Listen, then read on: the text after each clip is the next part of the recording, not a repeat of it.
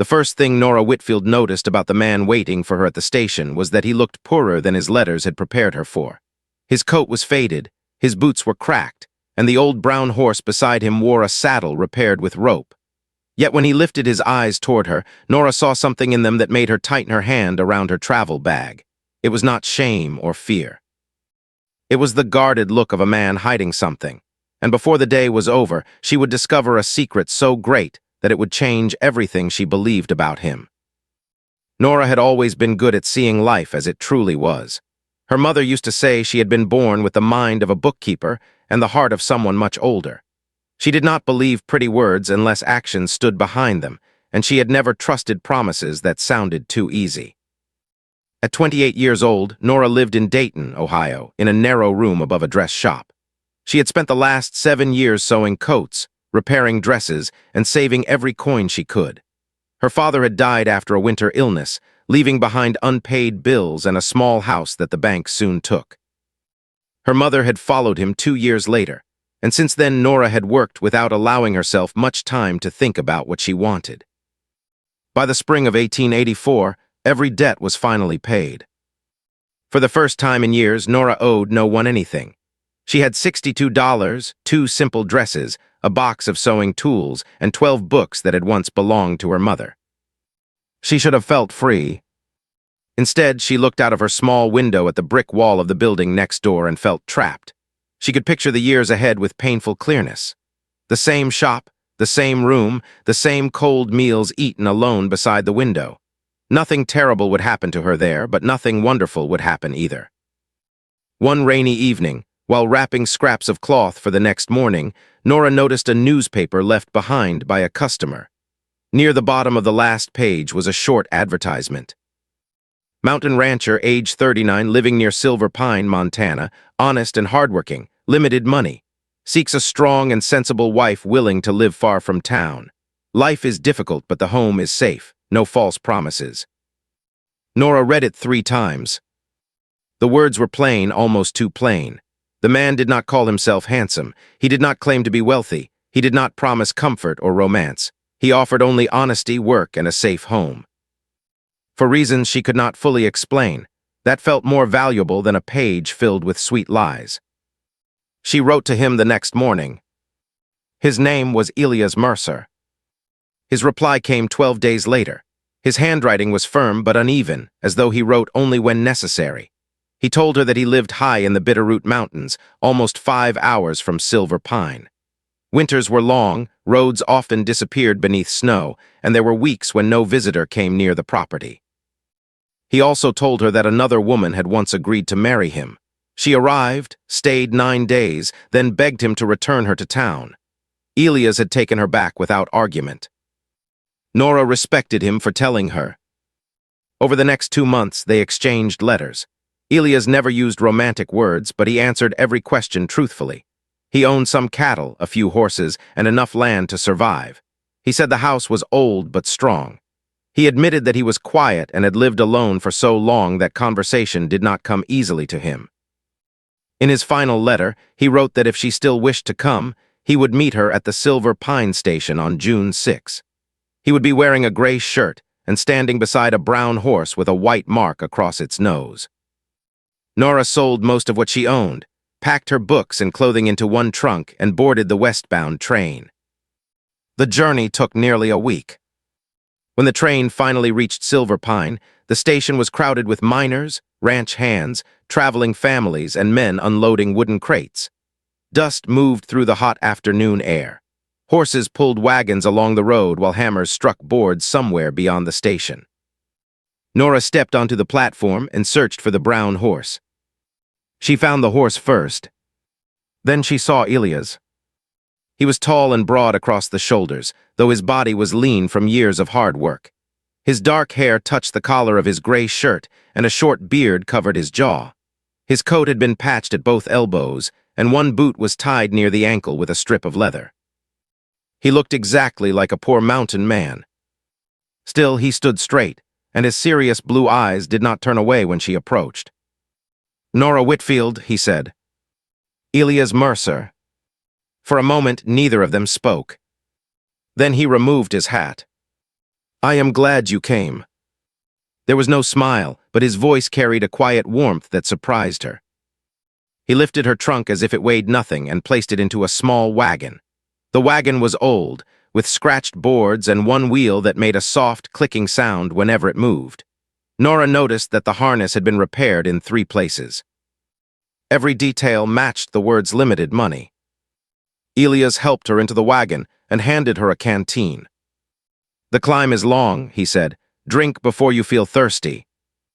Before leaving town, he stopped at a general store for flour, coffee, salt, lamp oil, and dried beans. Nora watched him count his coins twice before paying. He bought nothing unnecessary. While he carried the supplies outside, an older woman behind the counter leaned closer to Nora. You are going up with Elias Mercer. Yes. The woman's eyes moved toward the window, where Elias was tying a flour sack into the wagon. He is a decent man, she said carefully. But that mountain can swallow a person whole. His place is farther than most people would ever choose to live. I knew it was remote. Hearing it and living it are different things. Nora thanked her, though the warning stayed in her mind.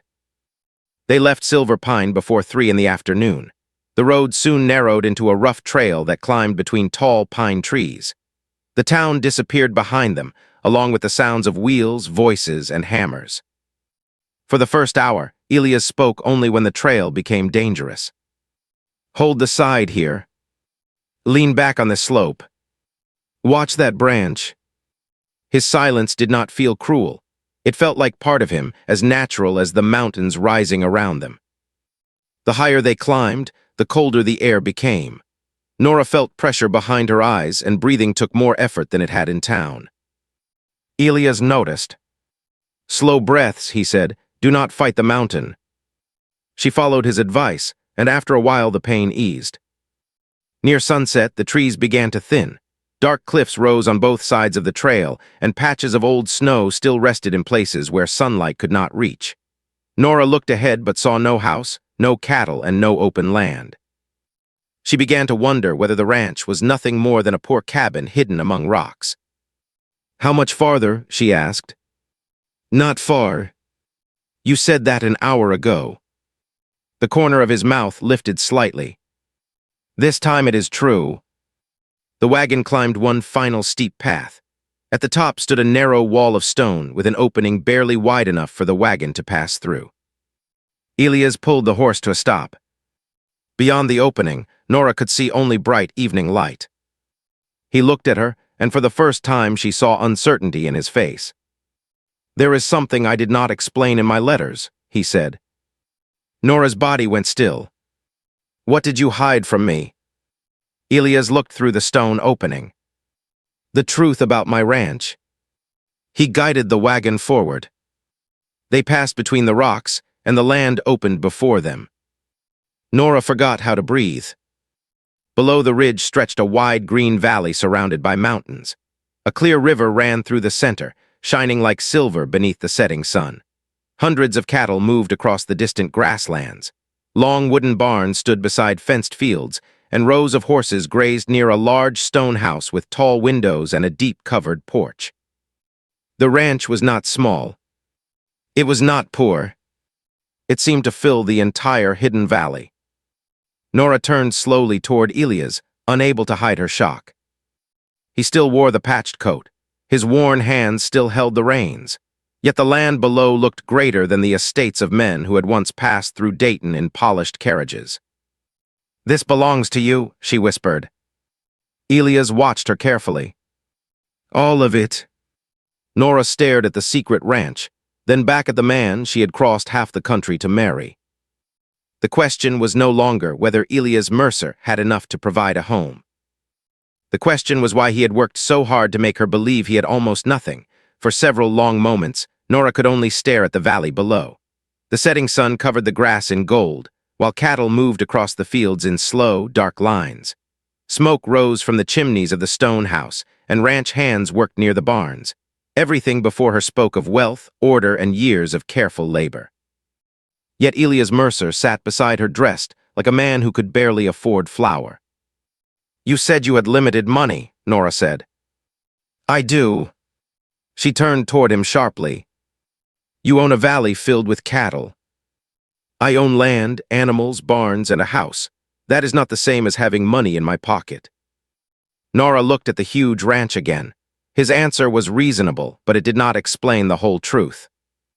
You wanted me to believe you were poor.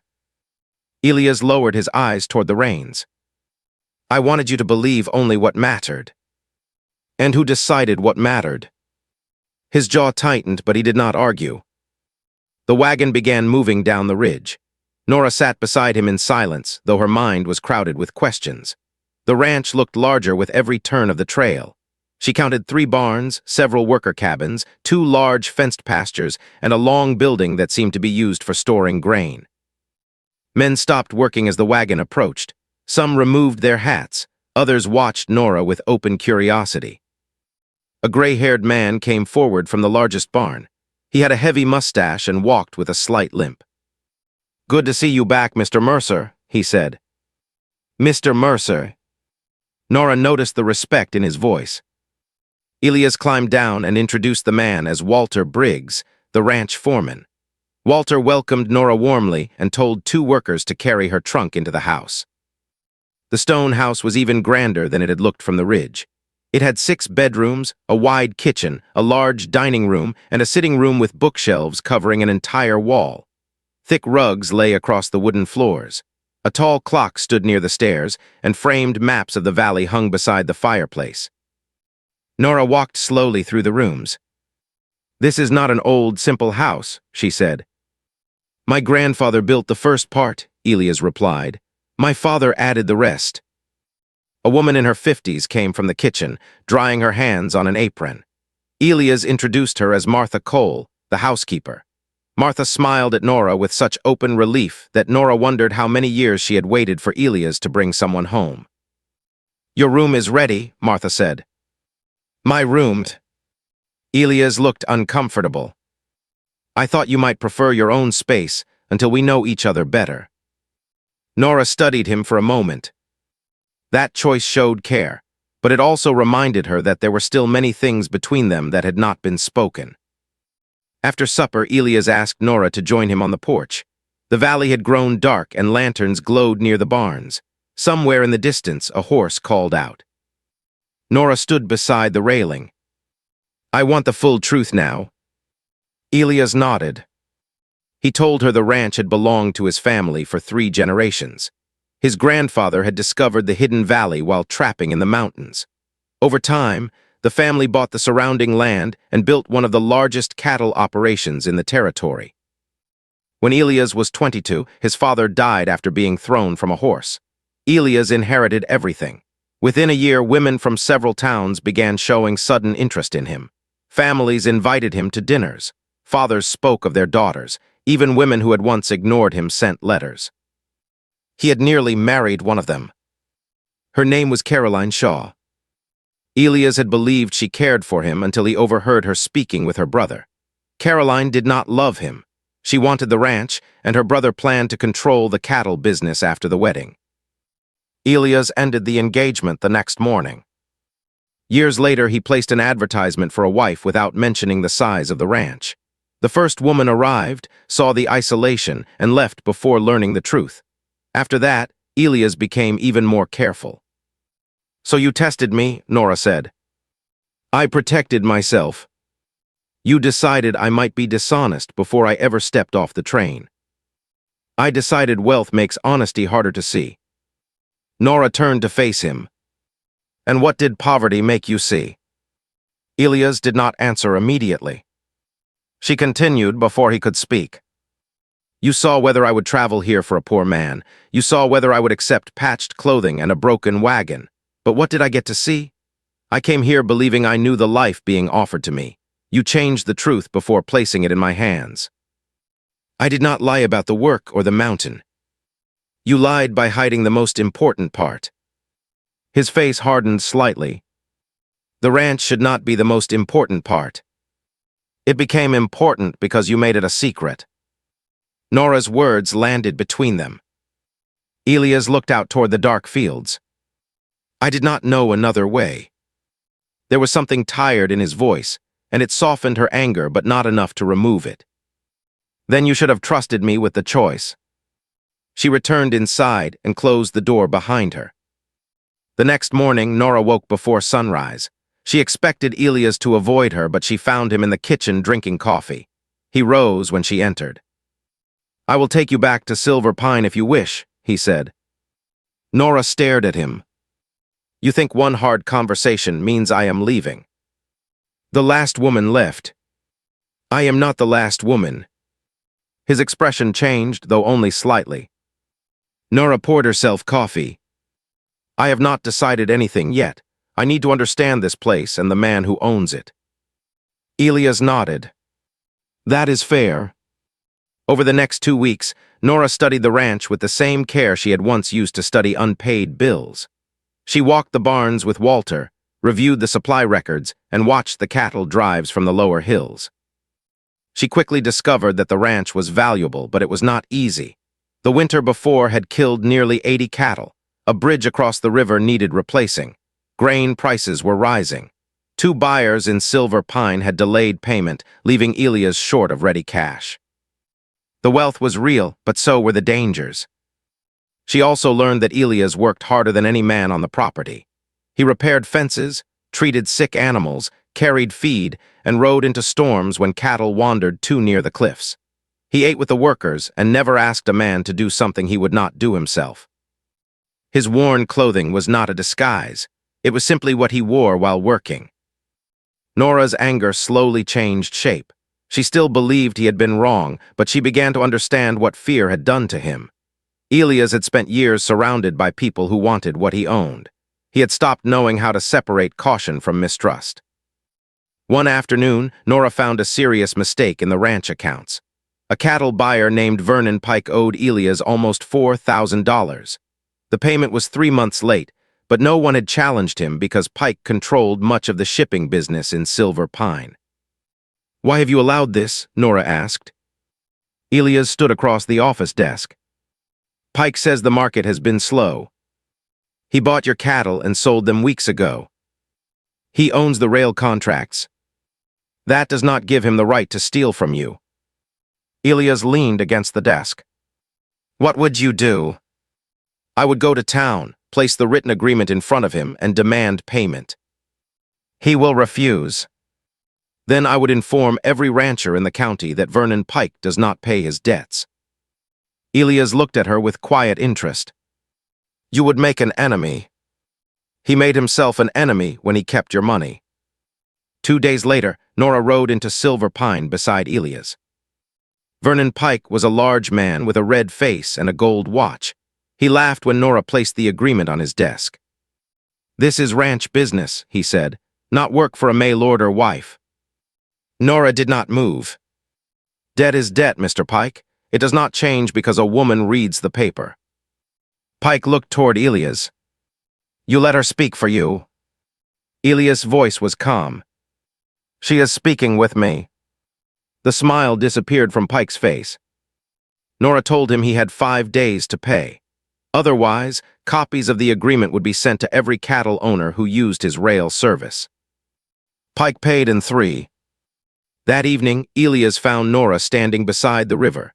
The sunset reflected across the water, and the mountains were turning dark behind the ranch. "You saved us from selling part of the North herd," he said. "You would have solved it eventually." "Not the way you did." Nora looked at him. "Do you trust me now?" Elias stepped closer. "I trusted you before." "No, you hoped I was trustworthy. That is different." He accepted the words without defending himself. "I am trying to learn the difference." For the first time since arriving, Nora saw no wall in his eyes. Elias reached into his coat and removed a small iron key. "This opens the ranch office, the account chest, and the land records." He held it toward her. Nora did not take it at once. "What does this mean?" "It means there will be no more secrets." She finally accepted the key. Their hands touched, and neither of them moved away. Then a gunshot sounded from the far pasture. A ranch hand came riding toward them at full speed. "Mr. Mercer," he shouted, The north barn is burning. Elias turned toward the rising smoke. As flames climbed into the evening sky, Nora saw another rider disappearing through the trees beyond the fence. The man wore a dark coat, and even from a distance, she recognized the gold watch chain flashing at his side. The north barn burned like a wall of fire against the darkening sky. Flames tore through the dry roof, and thick smoke rolled across the pasture. Horses screamed inside, kicking against their stalls as ranch hands ran toward the doors with buckets and axes. Elias was already moving before the rider finished speaking. "Get everyone away from the hayloft," he ordered. "Open the west gate and drive the horses toward the river." He grabbed Nora's arm for only a second. "Stay near the house." Then he ran toward the flames. Nora did not stay near the house. She followed him across the field, lifting her skirt above the mud. The heat struck her face before she reached the barn. Men were pulling open stall doors while burning pieces of wood fell around them. Walter Briggs stood near the water wagon, shouting instructions. "The pump line is too short," he said. "We cannot reach the east wall." Nora looked toward the river, then toward the narrow ditch that carried water to the lower pasture. The ditch passed less than 50 feet from the barn. "Break the bank," she shouted. "Send the water through the yard." Walter stared at her. "It will flood the grain shed." "Better wet grain than dead men and horses." Walter turned to the workers. "You heard her, get the shovels." The men tore open the side of the ditch. Water rushed across the dirt, spreading beneath the barn doors and soaking the dry grass around the building. Elias disappeared into the smoke. Nora's heart stopped. "Where did he go?" "One horse is still inside," a ranch hand shouted. Nora moved toward the entrance, but Walter caught her around the waist. "You cannot go in there." "Elias is in there." "So is enough fire to kill you both." A terrible crack came from the roof. Part of the loft collapsed, sending sparks high into the night. Then Elias appeared through the smoke, holding the reins of a frightened black mare. His sleeve was burning. 2 men rushed forward and threw water across him. Nora ran to his side. His face was dark with smoke, and blood ran from a cut near his temple. "Are you hurt?" "Not badly." "You went into a burning barn." "The horse could not get free." Before Nora could answer, another worker called from behind the barn. "We found this." 2 men dragged a broken oil can from the grass. A strip of cloth was tied around its handle. It smelled strongly of lamp fuel. Elias looked toward the trees where the rider had disappeared. "This was no accident," Walter said. Nora reached into her pocket and felt the office key Elias had given her. "Vernon Pike." Elias' expression turned cold. "You saw him?" "I saw a dark coat and a gold watch chain." "That is not enough for the sheriff." "No," Nora said, "but the ranch records may be." They fought the fire for another 2 hours. The barn roof was destroyed, and part of the east wall fell, but the stone base remained standing. All the horses survived.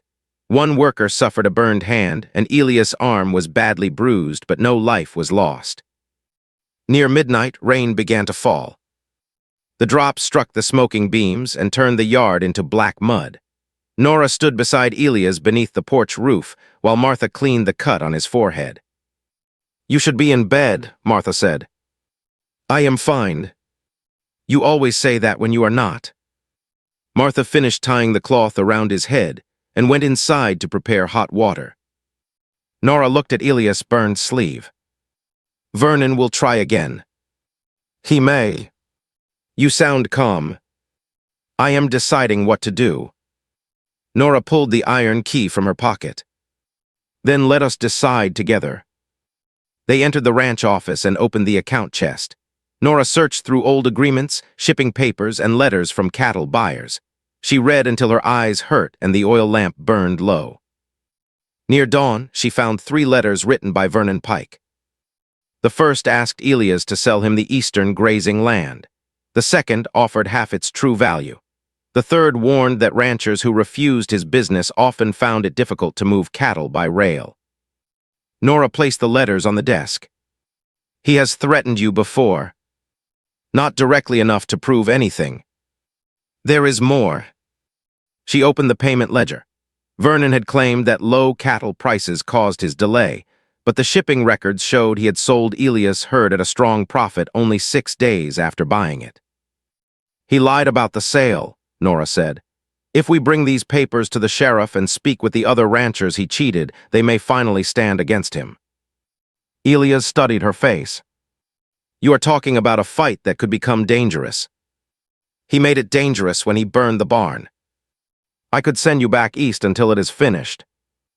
Nora stood so quickly that the chair scraped the floor. You still think protecting me means deciding for me? His face changed. That is not what I meant. It is exactly what you meant. You hid the ranch because you feared I might want it. Now you want to hide me because you fear I might lose it. I fear losing you. The room became silent. Elias looked almost surprised that the words had left his mouth. Nora's anger softened. You cannot keep someone by placing them outside every difficult part of your life. I know. Do you? He stepped closer to the desk. I am trying. His voice was low and honest. I spent years believing that anyone who came near me wanted the ranch. Then you arrived and looked at all this land as if it were only another problem to understand. You argued with me, repaired my accounts, stood beside my workers, and ran toward a burning barn when any sensible person would have stayed away. I am sensible. You are, he said. That is what frightens me most. A sensible woman may still decide I am not worth the trouble. Nora looked at him for a long moment. I did not cross the country because I wanted an easy life. Elias' eyes held hers. Why did you come?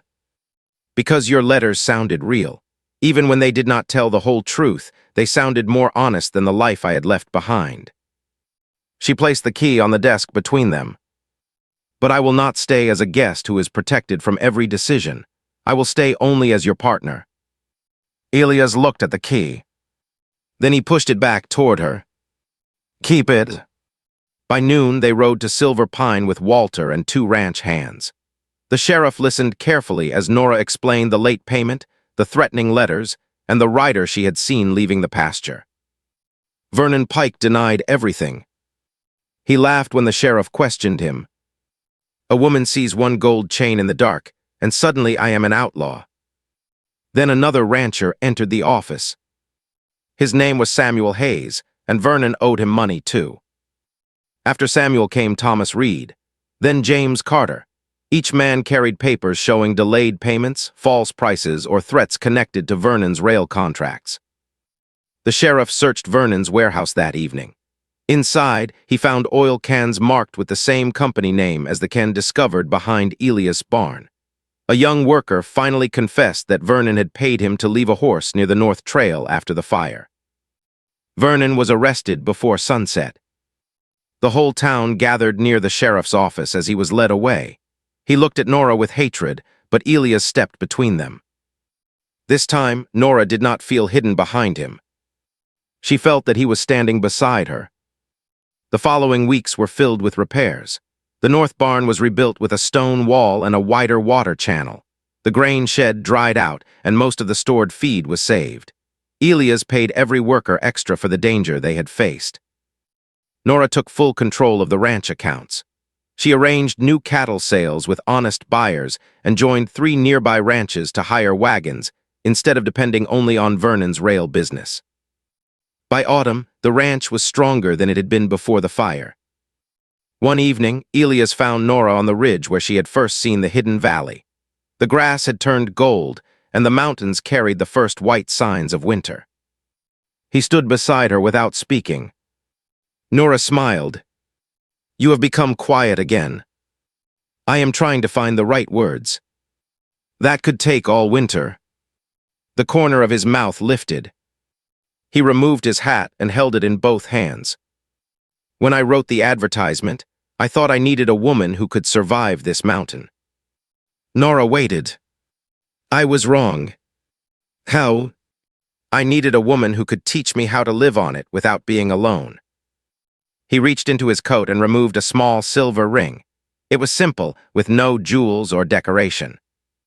I cannot promise there will be no hard winters, no fires, and no bad years. I cannot promise I will always know how to say what I feel. That part I already know. But I can promise there will be no more secrets between us. He held out the ring. Nora Whitfield, will you marry me and call this ranch your home? She looked down at the valley. The river shone in the evening light. Smoke rose from the rebuilt barn, and workers moved cattle toward the southern pasture. The stone house stood warm and strong at the far end of the land.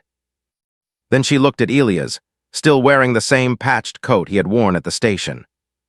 The ranch had taken her breath away, but the ranch was not why she stayed. She placed her hand in his. Yes. They were married 3 weeks later beneath the wide porch of the stone house. Walter stood beside Elias, and Martha cried through the whole ceremony. Ranch hands filled the yard, and families from Silver Pine brought food, music, and lanterns. When winter came, snow covered the pass and turned the hidden valley white. Nora kept the accounts beside the fire while Elias repaired tools near the window. Sometimes they spoke. Sometimes they sat in the peaceful silence that had connected them from the beginning. The secret ranch remained hidden between the mountains, but nothing inside the house was hidden anymore. Elias had once feared that a woman would discover his wealth and love him for it. Instead, Nora discovered his wealth, challenged his fear, saved his ranch, and loved the hardworking man beneath the worn coat. For the first time in both their lives, neither of them faced the mountain alone.